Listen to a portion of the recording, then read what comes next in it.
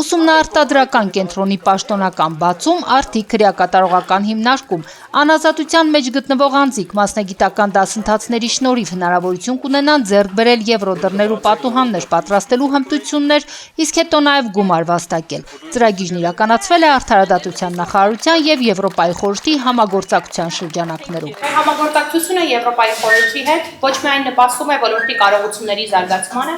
այլ նաև ուղղված է իրավական պետության հիմնարար արժեքների ամրապնդմանը, ապահովելով մարդու իրավունքների արդյունավետ պաշտպանությունը, արդարադատության արդյունավետությունը և մարդակենտրոն պատժի կատարման համակարգերի զարգացումը։ Արդարադատության համակարգում մեր ոլորտի բարեփոխումները ուղղված են արդարադատության ոլորտում վերասոցիալականացման ծրագրերի ամբողջական իրականացումը։ Նախորդ տարիների ընթացքում արձանագրվել են էական առաջընթացներ թե պրոբացիայի և թե քրեակատարողական ոլորտի բարեփոխումների շրջանակներում։ Եվրոպայի խորհրդի ծրագրերի համակարգման տնօրենն ասում է, որ այս համագործակցության հիմքում իրական մարդիկ են և մասնագիտական կենտրոնը կնպաստի հասարակության մեջ նրանց վերաինտեգրմանը։ Մենք այսօր այստեղ ենք նշանավորելու ևս մեկ քայլի նպաստ վերաինտեգրման և վերականգնման, սա պարզապես մեկ արտադրամասի բացում չէ, այլ ավելին է, շոշափելի ներդրում մարդկանց և ապագայի մեջ։ Ազատությունից զրկված անձանց համար գործնական հմտություններ ձեռք բերելու հնարավորությունների ապահովումը չափազանց կարևոր է նրանց հետագա վերասոցիալականացման հարցում։ Աշխատանքները կազմակերպվել են Հայաստանի Հանրապետության Արդարադատության նախարարության իրավական կրթության և վերականգնողական ծրագրերի իրականացման կենտրոն ՊՕԱԿ-ի կողմից։ Դատապարտյալների հետ իրականացվող վերասոցիալականացման և վերաինտեգրման աշխատանքների կարևոր բաղադրիչներից մեկն է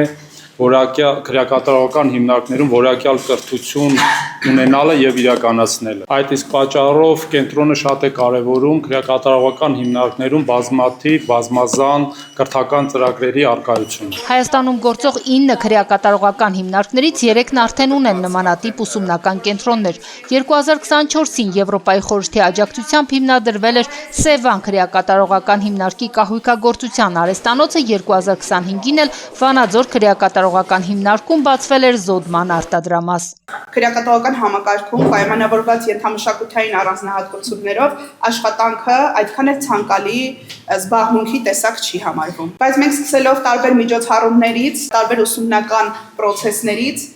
նաև կարողացանք այս առումով ևս անձանց գիտակցության մեջ փոփոխություն բերել։ Եվ երբ Եվրոպայի խորհրդի հետ խոսում էինք մեր կարիքների մասին, մենք երկուստեք